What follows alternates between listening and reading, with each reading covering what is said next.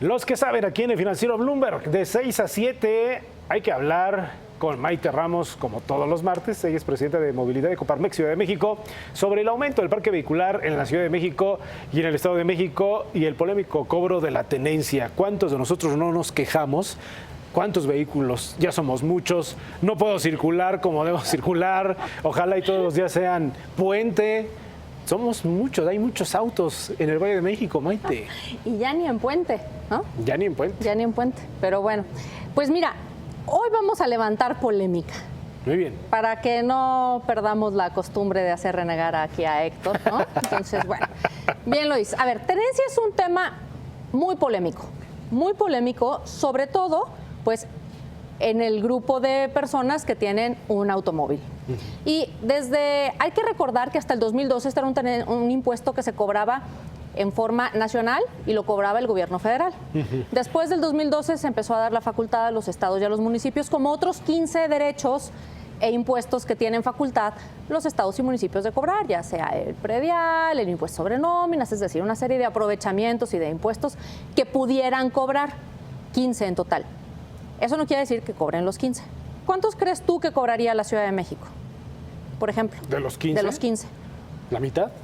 La mitad. Y ya, ser eficiente debería cobrar 15, 14, ¿no? Digo. Sí. Bueno, la Ciudad de México cobra 6. 6 de los 15 que podría cobrar. El que más cobra es Baja California, que cobra 9. Y por ahí Puebla decidió que, pues, ¿para qué cobrar, no? Nada más cobran 2. ¿No? Entonces, bueno, esto hace que los ingresos a los estados y a los municipios sean muy limitados. Realmente, el 3.1% de los ingresos se cobran a través de los municipios. El resto, el 96%, lo cobra el gobierno federal o lo recauda el gobierno federal. Y luego, pues, les llega a través de las participaciones. Maite, limitados, cobran el agua que se debe cobrar. Cobran el catastro. Cobran impuestos sobre nómina. El impuesto sobre nómina, que además yo creo que ese es todo un tema, Héctor. Y habría que decir, y aquí sí ponemos en una balanza, ¿qué se debe de cobrar? ¿El impuesto sobre la tenencia o el impuesto sobre nómina? ¿Por qué? Porque el impuesto sobre nómina es un impuesto que no debería existir, y esta sí es una postura no solamente mía, sino de Coparmex. El impuesto sobre nómina es un impuesto que castiga la producción o la generación de empleo. ¿No? ¿Por qué? Porque le vas a cobrar a la empresa por la generación de empleo. Es decir, yo que puedo crecer, entonces para crecer tengo que pagar más. Es un impuesto que va directamente contra el empleo formal y directamente contra la productividad y la competitividad. No así un impuesto a la tenencia, que no quiere decir que nos guste, y por favor no se me vayan a enojar todavía, ¿no?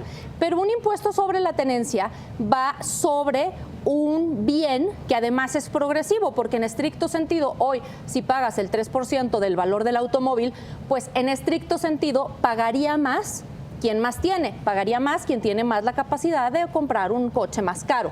El gran problema empieza cuando las tenencias se vuelven, dirían en mi pueblo, ¿no?, de chile, mole y manteca, y tienes algunos...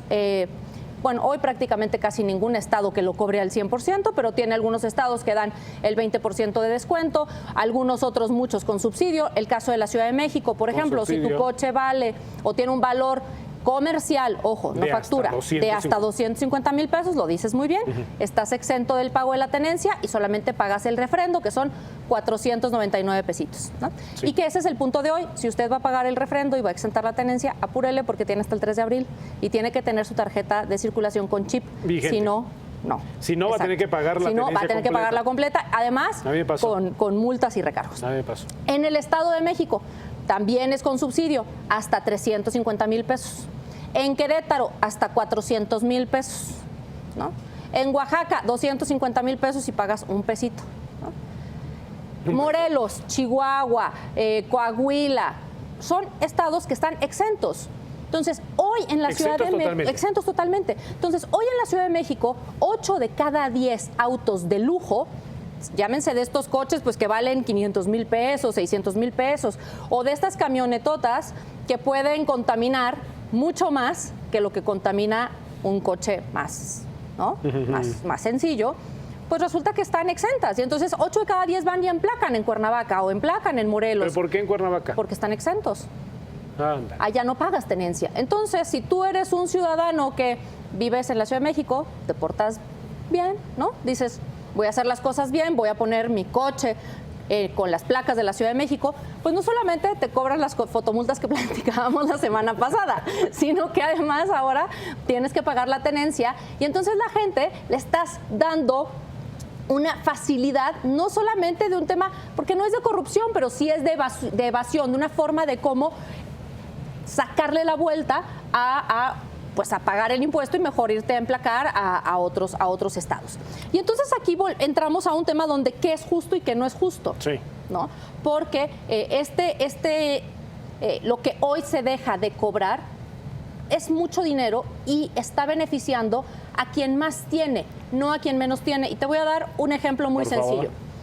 Lo que se deja de cobrar en la Ciudad de México son más o menos 2.600 millones de pesos por la parte del impuesto a la tenencia proporcional.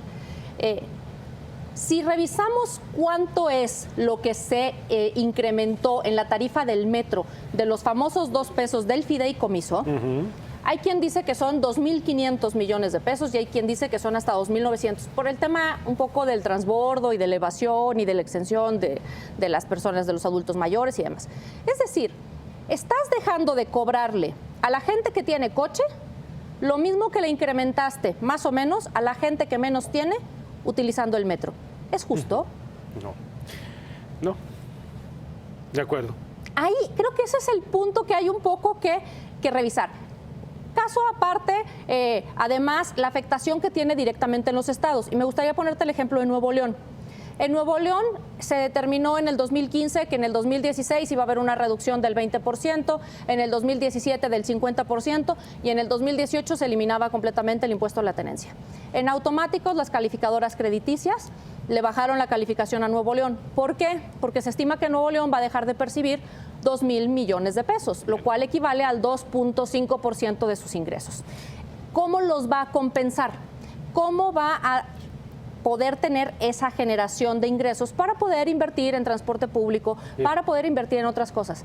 ¿Qué tal que convertimos este impuesto en un impuesto verde, que sea etiquetado, que se invierta en transporte público, ya me callo, y que además sea transparente en el uso y en el ejercicio del mismo? Gracias. Bien, completo. Me van a correr. No, es un tema extenso y que requiere precisamente ese tiempo para ir abordando los casos de las entidades. No todas son iguales y es importante saber distinguir y también entender qué es lo que está ocurriendo con eso que tenemos que pagar todos los que tenemos un auto. Claro.